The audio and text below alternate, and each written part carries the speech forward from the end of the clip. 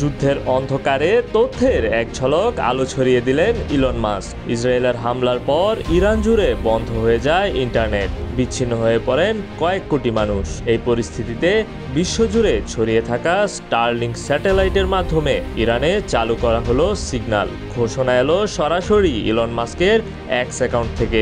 সময়টা ছিল রাত 1:04। ইরানের সরকার জানায় পরিস্থিতির কারণে সাময়িক সীমাবদ্ধতা আরোপ করা হয়েছে ইন্টারনেট ব্যবস্থায়। এতে দেশটির জনগণ শুধু তথ্যের নয়, পুরো পৃথিবী থেকেই এক প্রকার বিচ্ছিন্ন হয়ে পড়ে ইরান। ঠিক সেই সময়েই মাস্কের ঘোষণা, দ্য বিমস আর অন, অর্থাৎ স্টারলিংকের সিগন্যাল চালু। স্টারলিংক সেবা পরিচালনা করে স্পেসএক্স। RICL TMX, যুগের পর যুগ স্থাপনা থাকে মজবুত।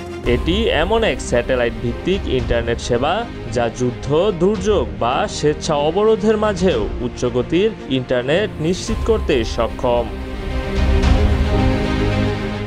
তেহরানের আকাশে এখন শুধু ড্রোন নয়, ঘুরছে তথ্য প্রবাহের উপগ্রহ।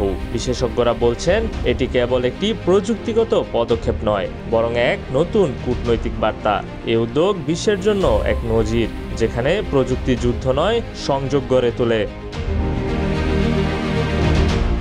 এই সাহসী পদক্ষেপ শুধু ইন্টারনেট চালু করলো না, বরং ইরানের নাগরিকদের জন্য জাগিয়ে তুলল নতুন আশার আলো। ডিজিটাল অবরোধ ভেঙে তথ্য প্রবাহ ফেরানোই হতে পারে 21 শতকের সবচেয়ে নির্ভরযোগ্য প্রতিরোধ।